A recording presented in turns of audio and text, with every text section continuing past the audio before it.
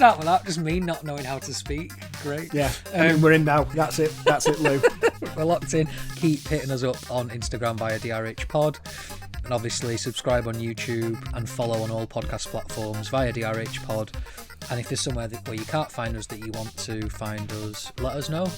Slide into our DMs and all that. Oh, that was horrible. Don't ever speak like that in front of me again. You. That was the least forced I've ever done a bit of promoting, which is creepy. Yeah, but don't slide into my DMs. That's just... So, a subject I want to talk about, which it may run for the next 3 or 4 hours and it gets cut into 10 parts, or we may end up spending half an hour on it. I'm happy either way, because I wanted to take a bit of time to talk about one of our favourite... It gets called a genre, but it's not. So I want to talk about anime, essentially, and more broadly, Eastern or Asian approach to genre media, because most people are familiar with the likes of things like Dragon Ball Z that we've mentioned before, or like Ghost in the Shell, Akira, Pokemon, and it's more traditional superhero comic book or comic book adjacent sci-fi fantasy stuff. And I'd say largely in the West, most people have this idea of these Japanese comic books that happen to read right to left, and there's a few Japanese animated films out there that are basically based on them, and that's about it. There's some darker things online within that world, but essentially, for the most part, that is the genre, or that is the format that people go down. But actually, especially like Japan, for example, and I know that like China and Korea, you can actually find any genre that you want in quite large amounts within manga and within anime. Yeah. Whether it's just soap operas, rom-coms, traditional romantic stories, coming of age dramas, anything, it's out there. A lot more than is available in the West, you could Detective argue. show, sci-fi, you know, and then... And even within that, some of the biggest properties out there, there's so many versions that are either... Yeah, it's all canon. Yeah, it's all one story. It's basically one timeline. Or actually, this version is technically a spin-off of the main show, and it only half takes place within that world, and some of it maybe contradicts it to the point where it can't be set in the same world, but actually the way we've spoke about canon and our relationship with what is and isn't the main story, you kind of need to switch that off a little bit sometimes and go, it's as canon as you want it to be. Yeah. And then, for example, there's some stuff where every version is canon, but it's its own little universe, and some of them link to each other, some of them don't. And it's just more of a general talk around just how awesome it is, basically. Like, you know... you just mentioned canon, and I think one of my relationship with canon or non-canon properties has changed massively, really down to conversations that you and I have had, that official canon and your personal canon, they don't have to line up. If you want it to be that, then that's absolutely fine. If the property and the world that it inhabits is richer because of your interpretation of that canon, then that's absolutely fine. Then go with that. Because we've talked about like Star Wars and stuff, how like a lot of the novelizations around the Star Wars story post the original, well, not even the original 3, the first 6 were suddenly completely non-canon. Yeah. Based on the new 3. Officially, but if you want to include a story that you read that you really, really love and is important to you from the Star Wars point of view as any of the movies, then you just fill your books, you include that. That's fine. Like there's definitely an argument to be made, and a lot of people who, you know, artists on whatever, you know, whether it's singing, dancing, music, drawing, painting, film, TV, they will say that once their input is done and it's out in the world, the eyes and ears consuming it is as much part of what it is as the artistic side of it. Yeah. So you could mean it one definite way, but if your audience are reading it another, that's how it is. Like, you know, it is this fluid, that's this as fluid relevant thing as what the artist intended, or oh yeah, definitely. Yeah, and there's some franchises that we'll touch on. There's way more examples out there, and there'll be people who will even correct some of my interpretations of different formats and what the idea is. But they'll correct you. They're wrong, but they'll try to correct you. I mean, once we put it out there, Charlie, it's as much as their podcast as it is ours. So like, this is art. Yeah. Pretentious points, ding. A perfect example, and the one that actually got me onto thinking about this and wanting to talk with you about it in an official capacity is Ghost in the Shell. Now, that's one of the more mainstream examples, so is both a good and bad example of this. In terms of people in the West will be aware of Ghost in the Shell. A lot of people will go, oh, there's that anime, there's that cartoon film that's really good. And there's a film a couple of years ago that a lot of people didn't seem to like, even though I love it, with Scarlett Johansson. And yeah, I love great. it. I think it's a great film. Yeah, and on the surface, you could say one of the most important animated films of all time, especially in the context of modern sci-fi and comic book culture and how mainstream it is now. One of those films that influenced so many influencers of now. There's so many artists, writers, directors,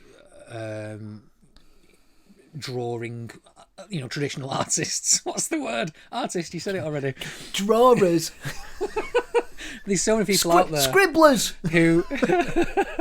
Who will name Ghost in the Shell as one of their big influences, one of the big things they loved when they grew up, and one of the things that really got them onto art and storytelling.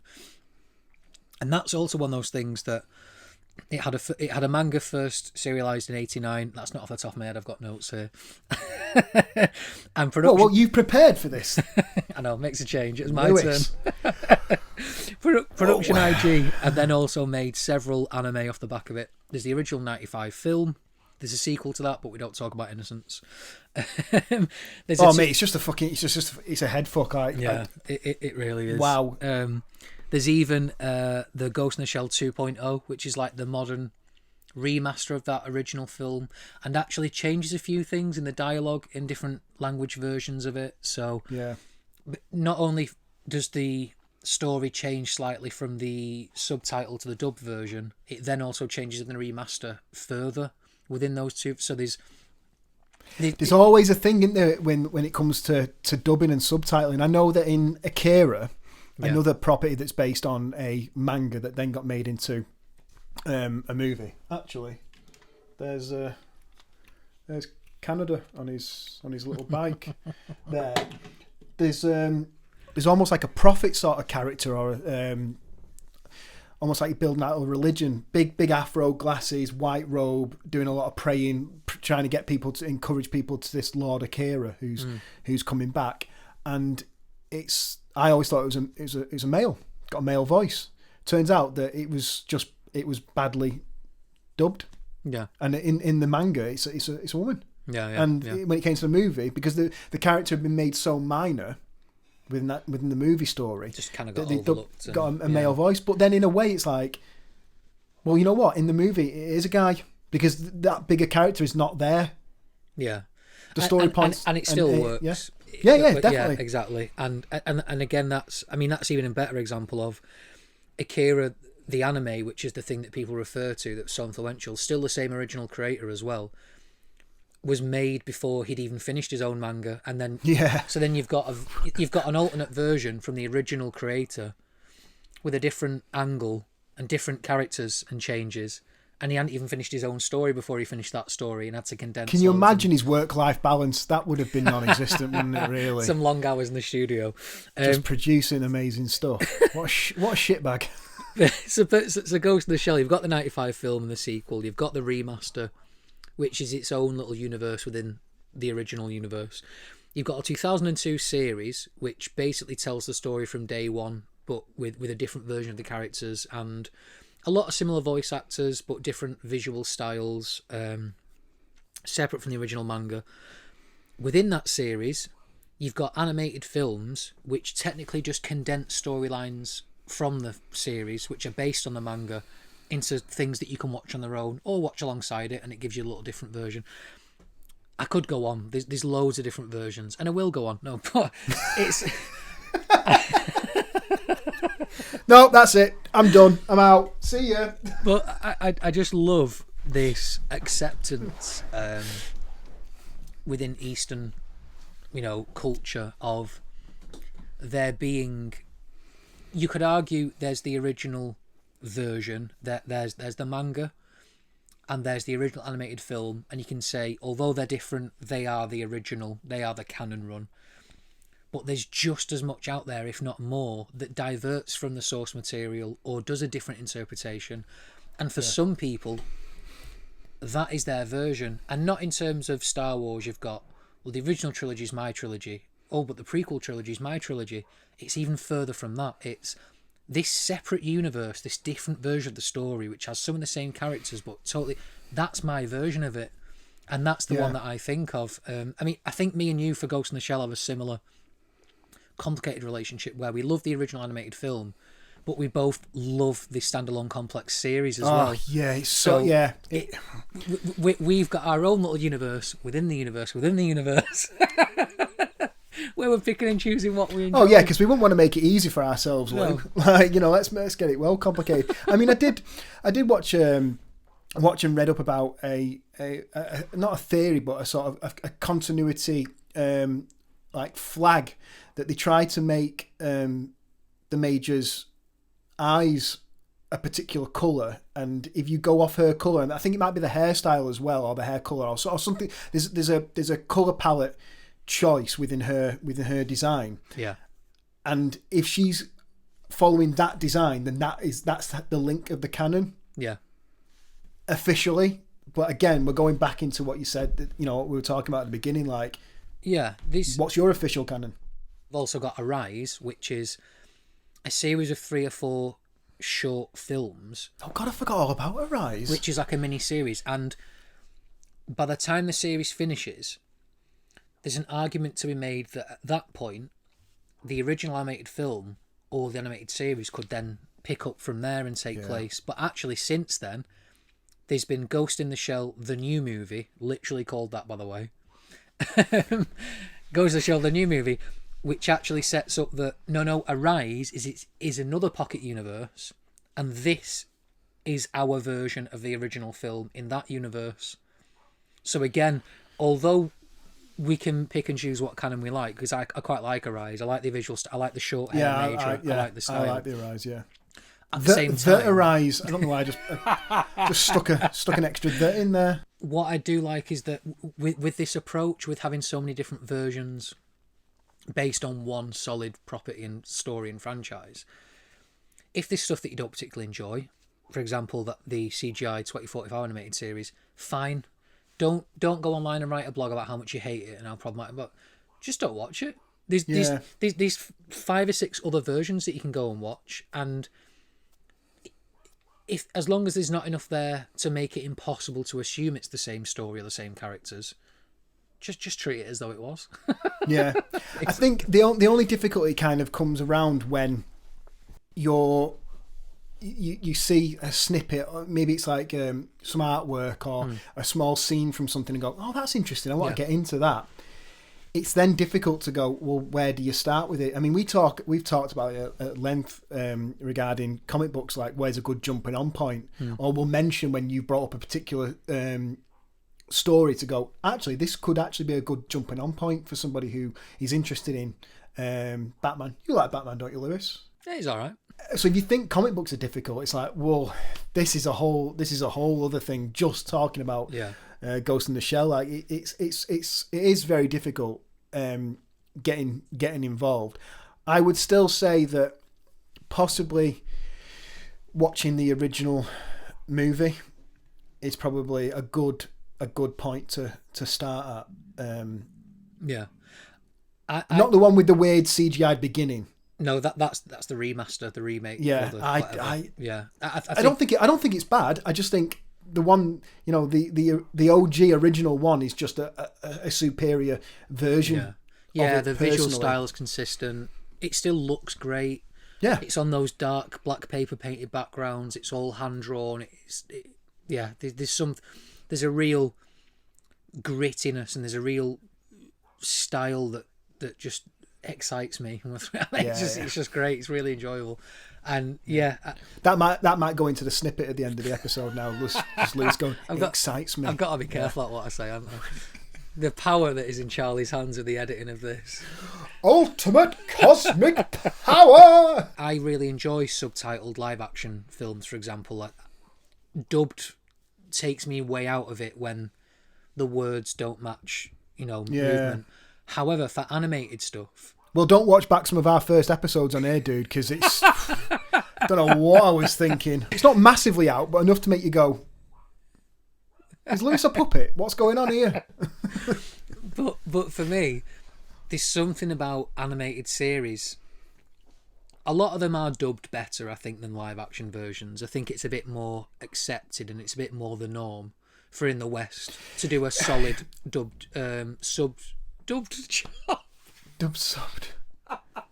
But there's something what about surtitle at the top? Could you have a surtitle going against a subtitle, but then the dubbed is... I broke my own brain. I think what animation kind of gives you, because it's not based on exact mouth movements like live action is, because it's just natural because it's live action. There's almost a little bit more movement and sponginess around getting things lined up. And I've seen some really great dubbing where they don't just dub over, they re-edit it. So something that doesn't line up, they'll just linger on another character or a wide shot, a couple of beats longer. So there are levels of subtitling. Oh, sorry, of dubbing. Started doing what you're doing now. There's levels of dubbing. The quick bang one out will get some in, and that sometimes the voice acting is not on par at all. And then you can go completely the other way where the voice casting is brilliant. The re-editing of the scenes to accommodate for the difference in the visual compared to the audio, and there's everything in between as well. Yeah, exactly. And and Ghost in the Shell, before we move on from that one as well, I think the original animated film definitely go to, but I do also think that standalone complex series, we've watched it together a couple times. I think it's great. It's a great lighter version of that universe and that cast of characters. But we also get to spend more time with the cast of characters, not just This is exactly what I was going to say. Like, if you, on a real boil it down to its most basic level, don't worry about like the tone or what year in the Major's life is it meant to be and what's canon and what's not canon. On a real base level, if you watch the original movie and go like Bato and the Major, they're clearly the main characters, and you've got like a solid team that are with them. If you like that team, watch the standalone complex, because that team will take lead in certain bits, and the world is richer because you find out so much more about like even the allegiances with certain characters. They go from like you didn't realize this from the original movie, and maybe it wasn't in there, but certain characters have not been goodies all the way through. And actually, if you watch the series, you start to realize what each of the supporting team members like specialities are, and why they're on the team. Do you think you could watch the series without having seen the original film? I mean, you could obviously, you could enjoy it, but I think it's richer for it if you do watch both. You can watch it on its own. You can watch it standalone, complex, but I do think it's a much better experience to watch it after having seen the first film, or at least be aware of it. I'd even say if you've only seen the live action Scarlett Johansson one, even if you didn't particularly love that film, I think if you liked it enough, I think you could go back and watch that and get the point. It's, although some of the story elements are quite deep and quite intellectual, and there's a bit of thinking behind it, there's just as many episodes that are quite surface level of, there's an AI tank that's gone rogue, we need to stop it. You'll find out as the episode goes on that there's a bit more to it, there's a bit more humanity behind what's going on. Yeah. But I think sci-fi is in the zeitgeist enough now where you'll get it. You can fill in, you can fill in the Yeah. blanks, and anything that you need to know specifically, they'll tell you. Don't stress yourself. It's pretty well written. Yeah, it's well written. I wanted to talk about one that's more your wheelhouse as well, because All right, no pressure. another series that is dangerously close to becoming mainstream, I'd argue, at this point, is Full Metal Alchemist. Whoa, lads! Charlie from the future here. I've already got enough to edit, so how about, before you start going on about Full Metal Alchemist, we turn this into a part 1 and 2. And for anyone who's watching or listening, how about you join us next week and we'll carry this on. And remember guys, pay no attention to that man behind the curtain. Bye!